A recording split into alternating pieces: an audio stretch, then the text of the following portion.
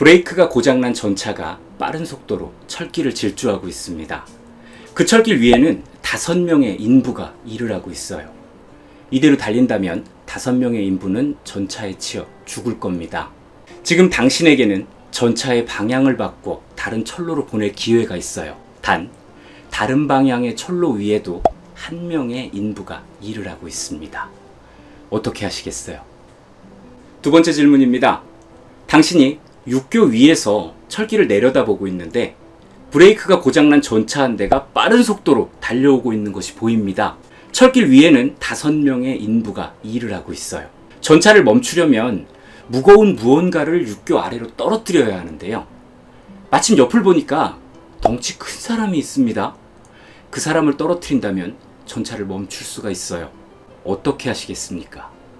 앞선 2개의 질문은 영국의 철학자인 필리파 풋 그리고 미국의 철학자 주디스 톰슨이 고안한 윤리 분야의 사고 실험으로 트롤리 딜레마라는 이름으로 불리는 질문입니다.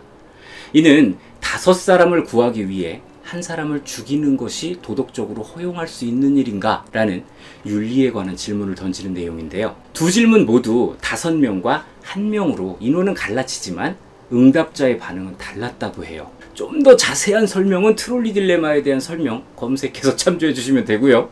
오늘은 이 질문을 제 맘대로 과학기술 분야에다가 대입해 볼 겁니다. 바로 인공지능, 원자력, 유전자 복제 등 인간에게 유용하지만 동시에 인간을 위협할 수 있는 기술의 위험성과 관련된 이야기예요. 일단 들어보면 무슨 얘기인지는 대충 알겠는데 구체적으로는 아직 좀 그렇죠. 그래서 소설 한 편을 가지고 왔어요.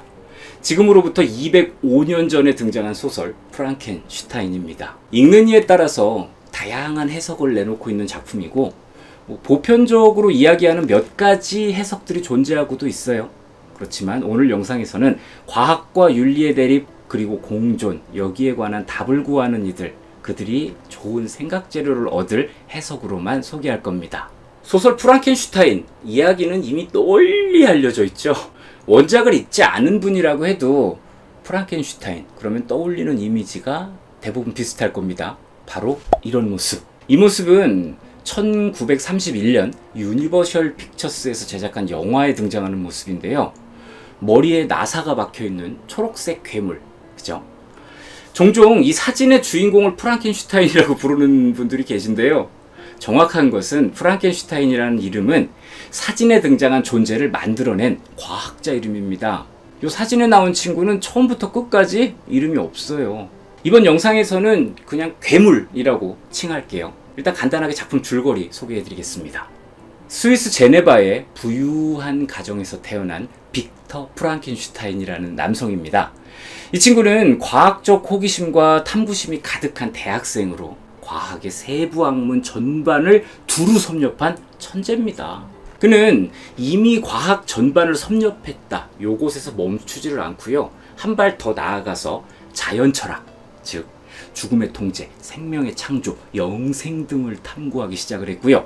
결국엔 영안실, 묘지, 도살장 등에서 뼈와 살을 수집해다가 이것들을 이어붙여 놓고 강력한 전기자극을 주는 방식으로 생명을 창조하기 이르렀습니다.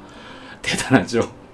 천재라고 했잖아요. 그렇지만 빅터 프랑켄슈타인이 처음부터 계획했던 것하고는 전혀 다른 상황이 벌어졌는데요. 가장 아름다운 외모의 특징들을 모아서 조립하겠다라던 계획과는 달리 구역질이 날 정도로 추악한 모습의 육체가 완성이 돼버렸던 겁니다. 프랑켄슈타인은 그 육체가 전기자극을 받아서 꾸물꾸물 움직이기 시작하자 덜컥 겁이 났어요. 그래서 팽개치고 도망쳐버렸습니다.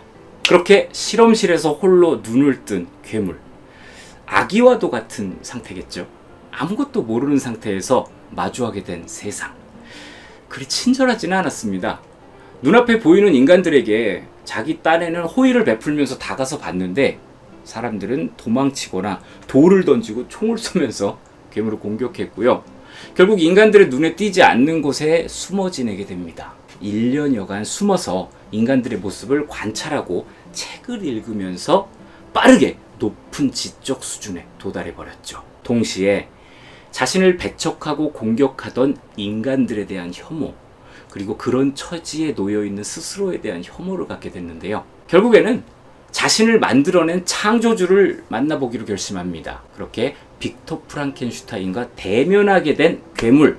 지금 괴물의 지적 수준은요, 이미 창조주와의 논쟁이 가능할 정도의 수준에 도달해 있었어요. 괴물은 프랑켄슈타인한테 자신과 똑같은 종의 여자 괴물을 만들어 달라, 이런 요구를 하는데요. 그 요구를 받은 프랑켄슈타인 고민하게 됩니다.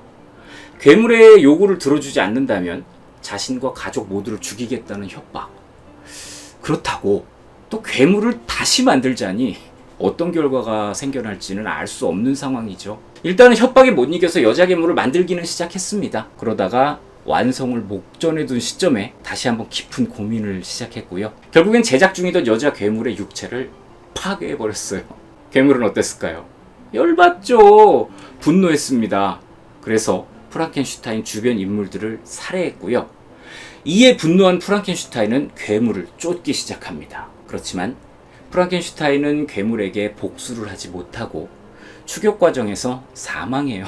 여기까지가 프랑켄슈타인의 간단 줄거리였어요. 그럼 다시 과학과 윤리의 대립, 그리고 공존 이야기로 돌아가 보죠.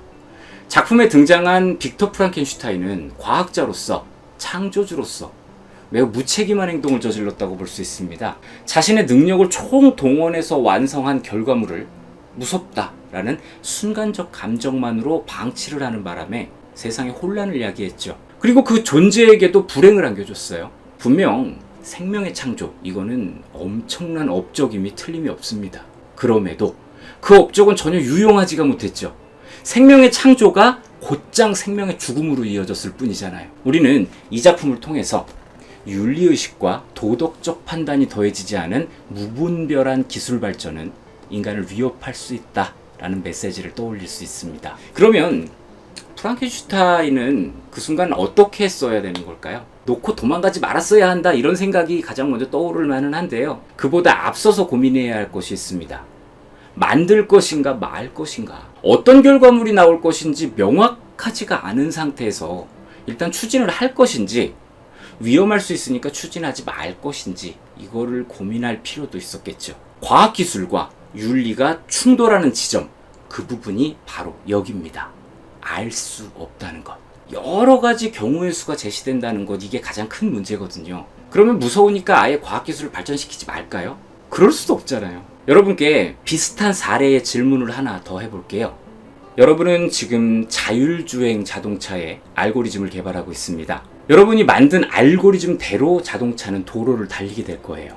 그렇다면 주행 중인 자동차와 보행자가 충돌할 상황에 대해서는 어떻게 알고리즘을 설계하시겠습니까? 급하게 방향을 바꿔서 보행자를 보호하자니 운전자가 다칠 거고요. 운전자를 보호하려면 보행자가 다칠 겁니다. 어떻게 설계하시겠어요?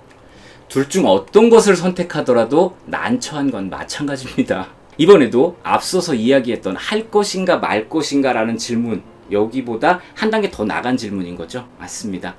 이미 자율주행 자동차의 개발은 중단할 수 없는 기술이 됐잖아요. 이렇듯 우리는 비약적인 발전을 거듭하고 있는 과학기술을 할 것인가 말 것인가를 판단해야 하는 단계, 여기로 되돌릴 수는 없는 상황이라는 겁니다. 이 설명은 영상 초반에 언급을 했던 트롤리 딜레마에 대입해 볼 수 있습니다. 과학기술의 발전, 이거를 우리는 지금껏 고민했던 방향을 바꿀 것인가, 옆 사람을 떨어뜨릴 것인가, 요런 고민이라고 생각을 해왔는데요. 알고 보니까 달려오고 있는 멈출 수 없는 전차에 해당한다는 겁니다. 멈출 수 없다.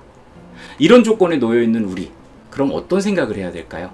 할 것인가 말 것인가의 판단이 아니라 인간과 과학기술의 결과물이 신뢰를 바탕으로 공존할 수 있도록 창조주로서의 책임감을 문제에 담는 것을 생각해 봐야겠습니다. 이 고민을 하는 데에는 오늘 소개시켜드린 프랑켄슈타인이 조금이나마 도움이 될 거라고 생각을 해요. 참 어려운 문제죠. 저도 답은 못 드렸습니다.